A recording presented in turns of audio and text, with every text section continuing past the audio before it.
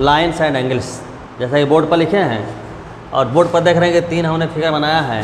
यहाँ लिखा है लाइन, रे और लाइन सेगमेंट। ठीक है, जब लाइन दिमाग में बात आए तो इसका मतलब ये हुआ कि line has only length but no width. Line उसे बोलेंगे जिसमें क्या होगा, केवल लेंथ होगी लेकिन विड्थ नहीं होगी, जैसा कि आप देख रहे हैं। ठीक है, फिर भी दिमाग में एक क्वेश्चन आपके आ सकता है कि भाई अगर इसको मेजरमेंट करें तो अब ऐसे ऐसे ऑपरेटर्स हो चुके हैं कि कितना हूँ पतला ड्रा करेंगे उसका विड्थ नाप देगा। ठीक है, खैर उस पर ध्यान नहीं देना है, मेन ध्यान देना है कि इसका लेंथ। ठीक है, जैसे कागज़ को अगर मोड़ दीजिए आप, तो कागज़ को मोड़ने के बाद आप देखेंगे उस पर एक निशान बनेगा, तो क्या हुआ, एक लाइन का एग्जाम्पल हो गया केवल जो निशान बना। ठीक है, तो इसको लिखने का तरीका क्या, वैसे लिख देंगे ए बी, लिख कैसे ले देंगे, ए और बी 2 पॉइंट ले लिए हम, ए और बी 2 पॉइंट ले लिए, इसको लिखेंगे आपका लाइन ए बी, सिम्बॉलिकली ऐसे दिखाएंगे। रे का मतलब होता है आपका, ये लाइन का पार्ट होता है। रे क्या है, लाइन का पार्ट है, इसका एक एंड पॉइंट है, यानी बिगिनिंग पता है लेकिन एंड नहीं पता है। इसको बिगिनिंग तो पता है, ए पॉइंट ले लिए, इधर कोई पॉइंट बी ले लिए, इसको लिख देंगे आपका रे ए बी। ठीक है, जो लाइन सेगमेंट होता है वो क्या होता है, लाइन का पार्ट होता है, या कह सकते हैं रे का पार्ट होता है। रे का ही पार्ट बोल सकते हैं, लाइन का ही पार्ट बोल सकते हैं, लेकिन इसकी लेंथ जो होगी क्या होगी, फाइनाइट होगी, फाइनाइट होगी, डिफरेंट लेंथ होगी, लेंथ को मेजर कर सकते हैं। जैसे हम कहें आपका कि 5 cm का लाइन ड्रा करिए, लाइन ड्रा करिए अगर बोला है तो गलत बोल रहे हैं, 5 cm का लाइन सेगमेंट ड्रा करिए, क्योंकि लाइन की बात करेंगे, लाइन का लेंथ क्या हो जाएगा, इनफाइनाइट हो जाएगा। ठीक है, ये हो गया आपका लाइन सेगमेंट, जिसको लिखेंगे ऐसे। इसके क्या होंगे, 2 एंड पॉइंट होंगे, बिगिनिंग भी पता है और आपका एंड भी पता है। तो आप समझ गए होंगे कि लाइन क्या है, रे क्या है और लाइन सेगमेंट क्या है। तीनों को आप डिफ्रेंशिएट कर सकते हैं। ठीक है, कोई दिक्कत नहीं। अब हम आपको बताएंगे एंगल क्या है, एंगल।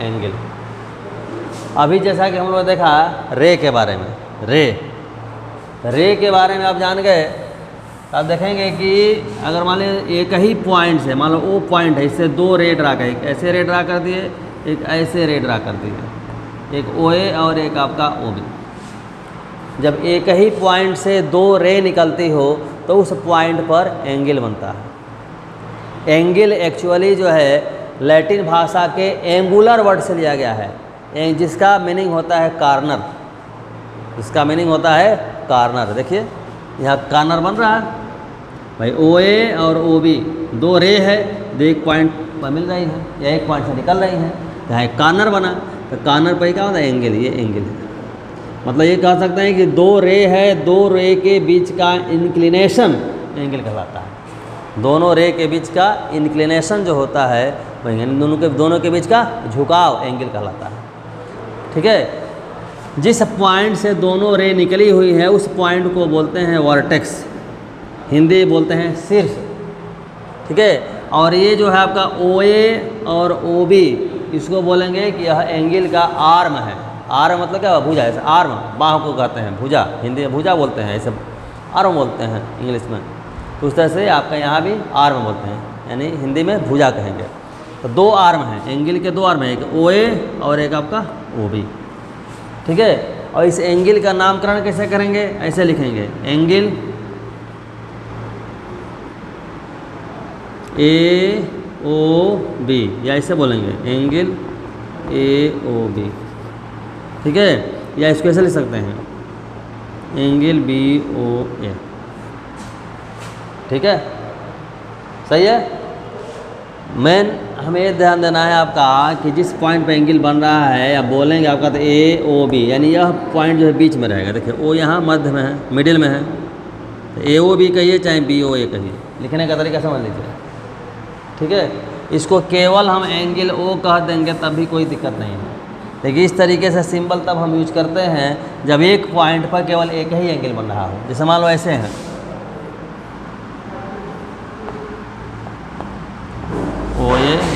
ओ बी और ये आपका ओ सी। तो देखो एक ये एंगल बना, एक ये एंगल बना, एक 3 एंगल बन गया। तो यहाँ एंगल ओ नहीं कह सकते, कंफ्यूज हो जाएंगे आपका कि किस एंगल की बात कर रहे हैं, इसे अलग अलग नाम देना पड़ेगा। सही इस एंगल की हम बात करें तो बोलेंगे एंगल ए ओ बी, इस एंगल की बात करें तो लिख देंगे एंगल बी ओ, इस पूरे एंगल की बात करें तो क्या लिख देंगे एंगल ए ओ सी। तो लाइन और एंगल समझ गए। अब हम लोग डिस्कस करेंगे काइंड्स ऑफ एंगल। देखना बाबू, काइंड्स ऑफ एंगल से हमने लिखा है, ये फर्स्ट लिखा है जीरो एंगल। जीरो एंगल उसको बोलेंगे एक रे ड्रा की गई ओ ए, ठीक है। एक दूसरी रे है, दूसरी रे है जो कि इसी रे के साथ कोइंसाइड कर जाती है। जैसे मान लो कहते हैं आपका ओ बी, ओ ए और ओ बी एक दूसरे से कोइंसाइड करेंगे, एक के ऊपर एक है। तो यहाँ जो बना आपका एंगल जो बना 0 डिग्री हुआ। कितना डिग्री हुआ? 0 डिग्री हुआ, ठीक है। यहाँ देखिए आपका एक्यूट एंगल, एक्यूट एंगल उसे हम बोलते हैं जिसकी वैल्यू जो होती है आपकी वैल्यू 0 डिग्री से ज़्यादा, मान लो एंगल थीटा है, ये जो वैल्यू होगी वो 0 से ज़्यादा होगी और 90 से कम होगी, ठीक है। और यहाँ क्या होगा, मान लो ये एंगल कहेंगे थीटा बन रहा है, तो थीटा इज इक्वल क्या बोल देंगे आपका 0 डिग्री। और यहाँ राइट एंगल किसको बोलते हैं कि जब एंगल जो बने आपका ऐसे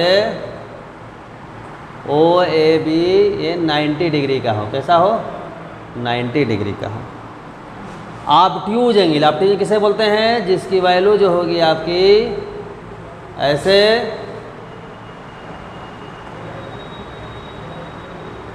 क्या होगी, 90 से ज़्यादा होगी और 180 से कम होगी। मतलब ऐसे लिखेंगे 90 degree less than theta less than 180 degree. Straight angle, straight angle किसको बोलते हैं? स्ट्रेट एंगल आपका ये हो गया या ओ है ये, मतलब सीधे स्ट्रेट लाइन होगी, यानी यहाँ एंगल क्या बनेगा 180 डिग्री, 180 डिग्री। फिर क्या है रिफ्लेक्स एंगल, रिफ्लेक्स एंगल किसको बोलते हैं? रिफ्लेक्स एंगल हम बोलते हैं ये एंगल जो है आपका मान लो थीटा है, तो थीटा की जो वैल्यू होगी वो 180 से ज़्यादा होगी और 360 से कम होगी। और ये है कंप्लीट एंगल। कंप्लीट एंगल हम किसको बोलेंगे आपका ये ओ ए और ओ बी दोनों कोइंसाइड करेंगे। ध्यान दीजिएगा, इसमें मुख्य अंतर समझिए। यहाँ ओ ए और ओ बी यहाँ भी कोइंसाइड किया, लेकिन थीटा 0 डिग्री, लेकिन यहाँ एक राउंड घूम गया है। एक राउंड जो है आपका घूम जाए तो क्या बोलेंगे आपका, कहेंगे आपका कि जो एंगल बना वो 360 डिग्री है। सही है? तो 360 डिग्री जो एंगल बना आपका 360 डिग्री, इसको बोलेंगे हम कंप्लीट एंगल। अब एक बात ज़रा ध्यान दिया जाए, यहाँ जो है 0 एंगल है। अगर कहा जाए कि टाइप ऑफ 0 एंगल, 0 एंगल कुल कितने बन सकते हैं, तो केवल एक, ठीक है। राइट एंगल देखो 0 एंगल केवल एक, राइट एंगल कितने बनेंगे? केवल एक। स्ट्रेट एंगल कितने बनेंगे? केवल एक। कंप्लीट एंगल कितने बनेंगे? केवल एक। नहीं कहा जाए कि एक्यूट एंगल कितने बनेंगे? इसकी वैल्यू 0 से 90 के बीच है, माने infinite number of acute angles can be form. यहाँ ऑब्ट्यूज एंगल क्या है? 90 से 180 के बीच है, तो यहाँ भी होगा infinite number of obtuse angles are form. यहाँ रिफ्लेक्स एंगल भी क्या है? 180 से 360 के बीच है, infinite number of reflex angles can be form, ठीक है। Infinite number. कभी कभी क्या होता है, कुछ बच्चों से पूछा जाता है कि एक्यूट एंगल कितना बना, तो 1 से लेकर 89 तक बोल देता है, कहता है 89। ऐसा नहीं है भाई, एंगल जो बनेगा ये थोड़े कि 1 डिग्री 2 डिग्री 3 डिग्री हुआ, 1.5 बन सकता है, 1.2 ही बन सकता है, 1.3 बन सकता है, 31.2 √3 कुछ भी बन सकता है ना। समझ रहे बात को? इसलिए कितने बन जाएंगे आपके? इनफाइनाइट नंबर ऑफ एंगल्स, ठीक ना। क्योंकि वैल्यू होती है, कोई भी 2 रियल नंबर है तो 2 रियल नंबर के बीच में कितने रियल नंबर होते हैं? इनफाइनाइट रियल नंबर होते हैं, ठीक है। तो इस तरीके से आपका बना। तो मेनली आपके एंगल्स कितने हो गए आपके? 7 एंगल्स हो गए। ठीक है, अब जो एंगल आपके साथ डिस्कस करेंगे वो हम करेंगे पेयर ऑफ एंगल के विषय में, पेयर ऑफ एंगल के विषय में, यानी 2 एंगल है तो उनको कंपेयर करके बताएंगे कि कौन सा एंगल होगा।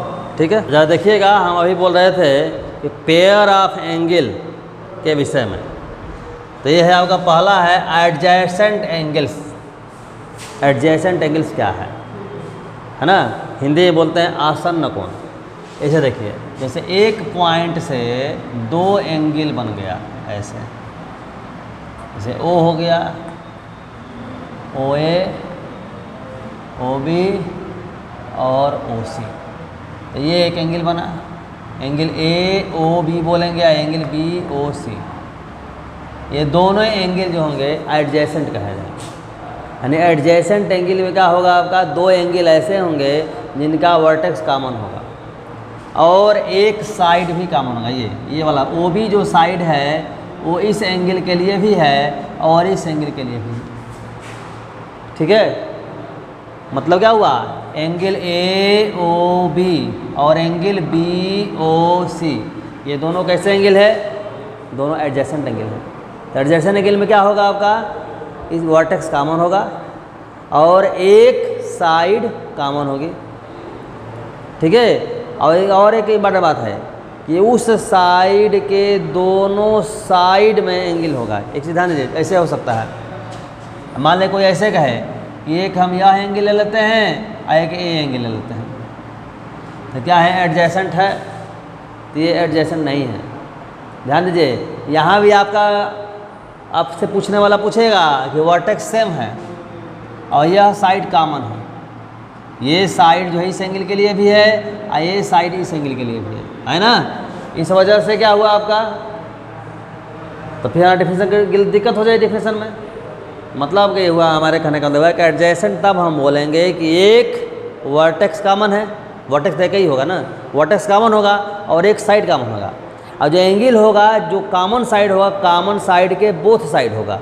इसलिए जो है कॉमन साइड ले रहे हैं हम, ये कॉमन साइड हो गया, तो इसके एक साइड में एक एंगल, दूसरे साइड में दूसरा एंगल, तब बोलेंगे एडजेसेंट एंगल। क्लियर है? ठीक है, तो एडजेसेंट जान गए। एडजेसेंट के बाद आप पहले इसको जानिए, लीनियर पेयर ऑफ एंगल।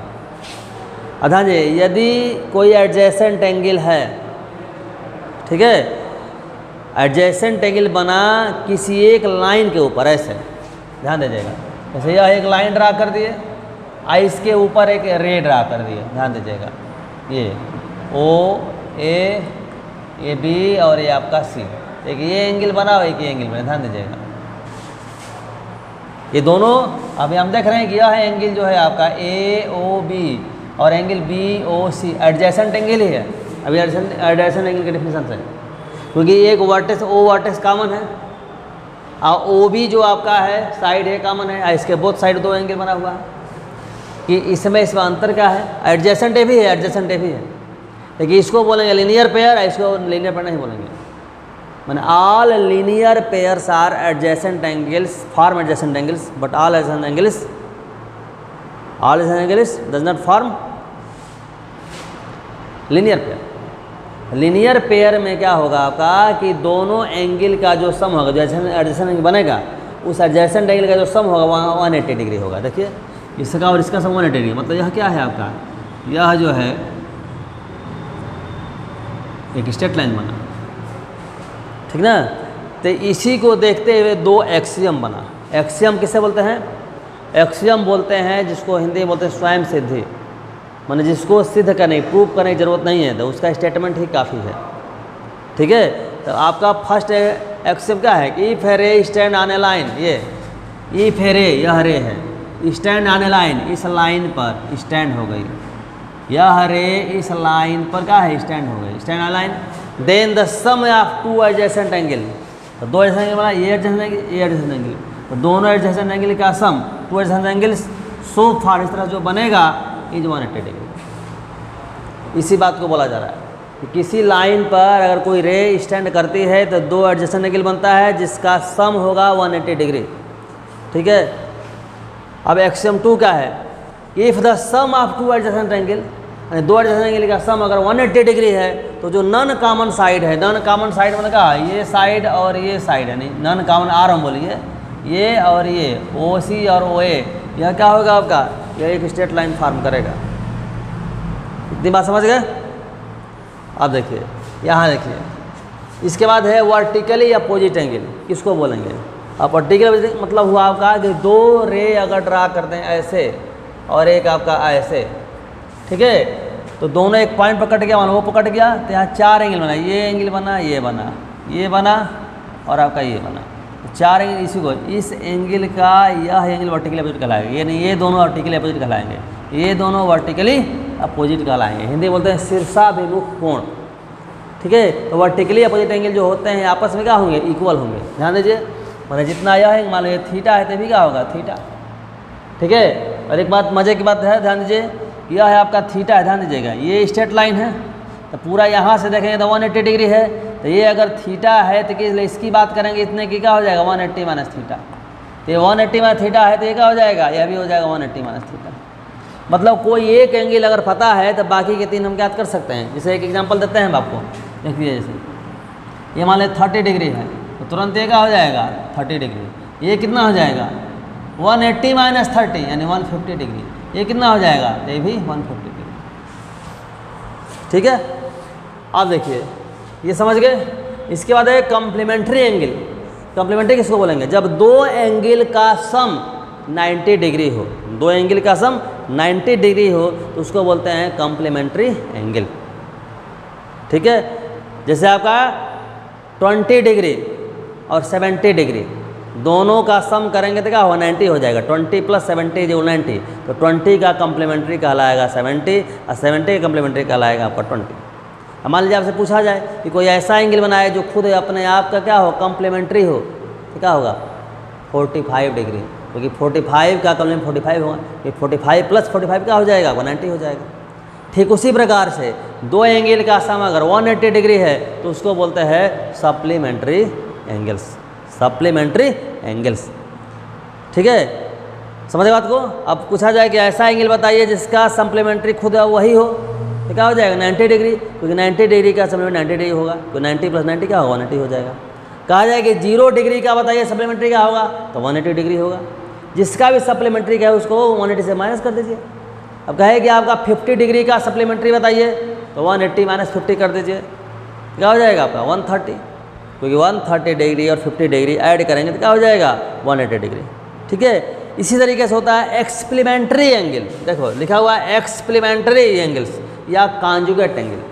किसको बोलेंगे, जब दो एंगल का सम 360 डिग्री हो तो उसको बोलते हैं एक्सप्लीमेंट्री एंगल। तो कॉम्प्लीमेंट्री जान गए, सप्लीमेंट्री जान गए और एक्सप्लीमेंट्री जान गए। अब फिर ऐसे ही पूछा जाए कि ऐसा कोई एंगल बताइए, ऐसा कोई एंगल बताइए जिसका एक्सप्लीमेंट्री खुद वही हो, तो क्या हो जाएगा 180 डिग्री, क्योंकि 180 डिग्री में 180 डिग्री जब ऐड करेंगे तो क्या हो जाएगा 360 डिग्री, मतलब 180 डिग्री का एक्सप्लीमेंट्री एंगल होगा 180 डिग्री। यहाँ तक क्लियर हो गया। हाँ देखो बच्चा, transversal and angles made by it with 2 lines.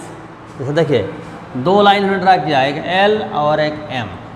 एक थर्ड लाइन उन्होंने ड्रा किया, इस लाइन का नाम रखा एन, जो दोनों लाइन को 2 पॉइंट में कट गई। एक ए पॉइंट हो गया, कुछ मान से मान लो ए मान लो, ए पॉइंट आपका मान लीजिए कि ये बी है, ये ए है और ये आपका बी। अब ध्यान दीजिए यहाँ जो है ए पॉइंट पर 4 एंगल बना, नाम दे दिए हैं 1 2 3 4। यहाँ भी 4 एंगल बना 5 6 7 8, ठीक है। इसमें जैसे दिया गया एक्सटीरियर एंगल। एक्सटीरियर कैसे बोलेंगे आपका, कि ये जो लाइन जो है, 2 लाइन है, 2 लाइन के बाहर का एंगल, यानी एंगल 1 एंगल 4, ये 1 और 4 बाहर है, ये बाहर में ये है एंगल 6 और एंगल आपका 7, एक्सटीरियर हो गया। और इंटीरियर की बात करेंगे तो क्या होगा, अंदर दोनों लाइन का अंदर वाला लाइन, मतलब क्या हो जाएगा एंगल 2 एंगल 3 एंगल 5 एंगल 8। सब बात को।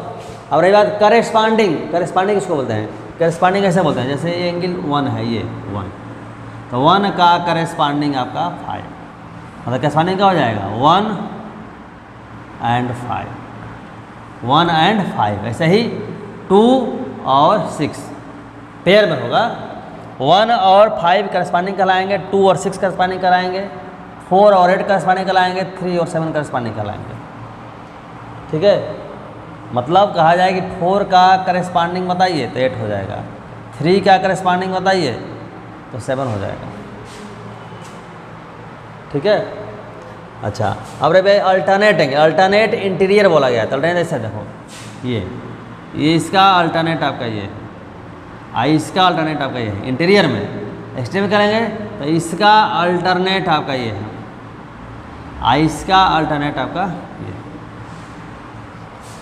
ठीक है, एक्सटीरियर में। अब है कॉन्जिक्यूटिव इंटीरियर, कॉन्जिक्यूटिव इंटीरियर या बोला है को interior angles on the same side of the transversal. देखो ये आपका ट्रांसवर्सल है, इसके एक ही साइड में आपका जो है इंटीरियर कौन है आपका 3 और 8, इधर क्या है 2 और 5।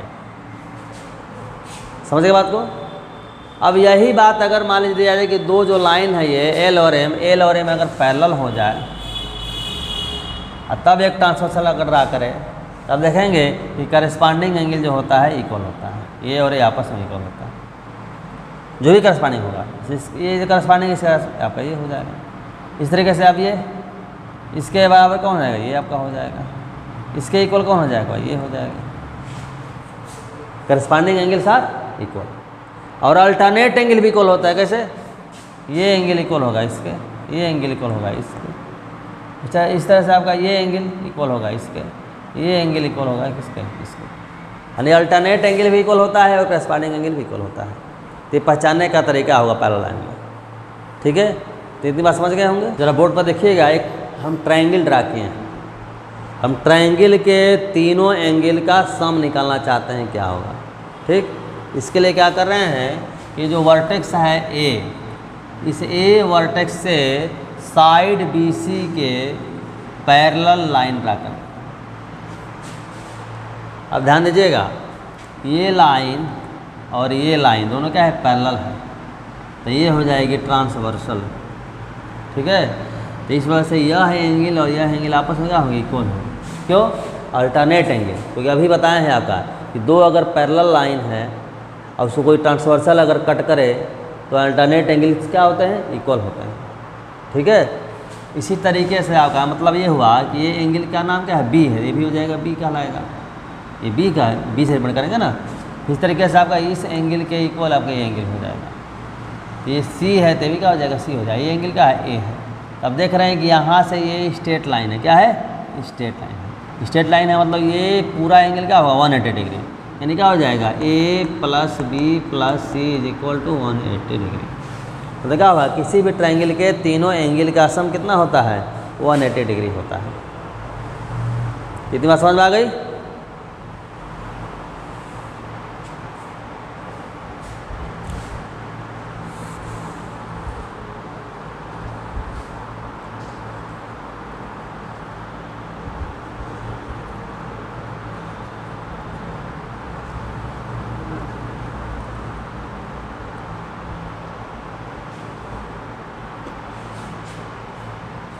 इसमें एक क्वेश्चन बताते हैं। मान लीजिए आपको दिया जाए कि कोई ट्रायंगल है, ट्रायंगल का तीनों एंगल 1:2:3 के रेशियो में है, तो एंगल बताना है कितना होगा। अगर ट्रायंगल के तीनों एंगल 1:2:3 के रेशियो में है तो एंगल को मान लीजिए 1x यानी x, 2x और मान लीजिए 3x। अब अभी पढ़े हैं हम लोग कि तीनों एंगल का सम कितना होता है, 180 डिग्री होता है, यानी x + 2x + 3x = क्या हो जाएगा, 180 डिग्री। ये क्या हो जाएगा, 6x = 180 डिग्री। तो x क्या हो जाएगा आपका, 6 से डिवाइड करेंगे 30 डिग्री, यानी पहला एंगल क्या हो जाएगा x 30 डिग्री, दूसरा एंगल क्या हो जाएगा 2x यानी 60 डिग्री, तीसरा एंगल क्या हो जाएगा 3x यानी कितना हो जाएगा तब 90 डिग्री। तो इस तरह के जितने भी अभी लाइन एंगल में जितने भी आप थ्योरम वगैरह पढ़ लिए, जितने भी कंसेप्ट आप पढ़े हैं, उस कंसेप्ट पर सारे क्वेश्चन, सारे न्यूमेरिकल प्रॉब्लम्स आप जो है डिस्कस कर लेंगे, बना लेंगे। फिर भी अगर आपको कोई दिक्कत होती है तो कमेंट सेक्शन में कमेंट करिए, क्वेश्चन आपका जो है उस प्रॉब्लम को सॉर्ट आउट किया जाएगा। तब तक के लिए धन्यवाद।